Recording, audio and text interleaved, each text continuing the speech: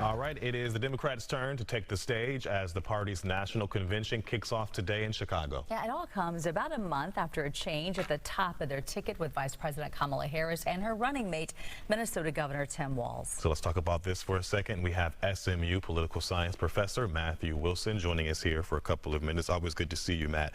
I know the last time Chicago had, obviously, if you look back, Chicago has hosted plenty of DNCs, but you hear people talk about, what was it, 1968? When we had those dramatic protests. We're not going to be looking at that, I imagine, though, this time.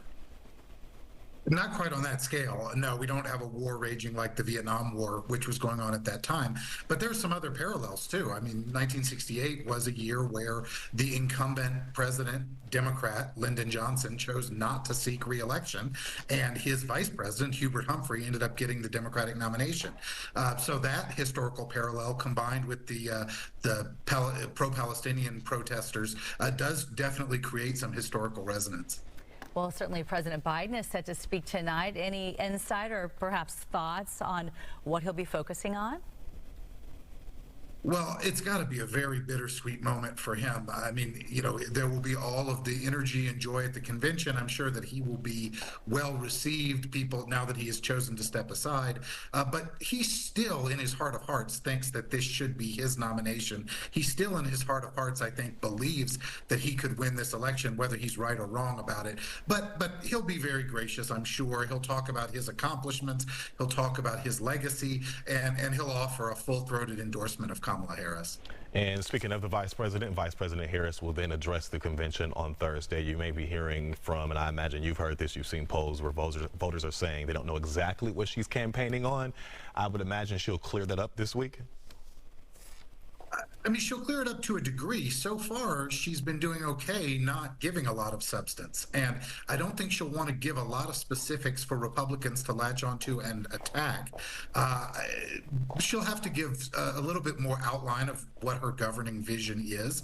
But this is a great opportunity for her to reintroduce herself to voters who don't necessarily know a lot about her. So it definitely is a bit of a blank slate on which she can write. And balancing things out, former President Trump will be on the road during the DNC, doing some counter-programming, so to speak. With polls so close, any idea what we're going to hear from him?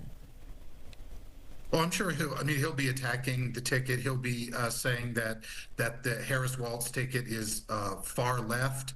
He will be attacking her role in the Biden administration and some of the discontents that voters have had about the economy, the border, et cetera, under the Biden administration. And of course, she's part of that. But it's hard for the other party to get much attention during a party's convention. So, you know, I think obviously the attention is going to be focused on the Democrats in Chicago, not much on Donald Trump, and it's likely that Harris is going to get a bit of a bump out of the convention. I expect her come into next week probably leading in the polls, and then that may well dissipate over time. That's usually what happens coming out of a party's national convention. All right, I guess we'll definitely see what all happens this week. It's so crazy to think where we have come in just a month. A month ago was the RNC. Remarkable. And how things have changed for sure. Matthew, we appreciate you, sir. Good to see you.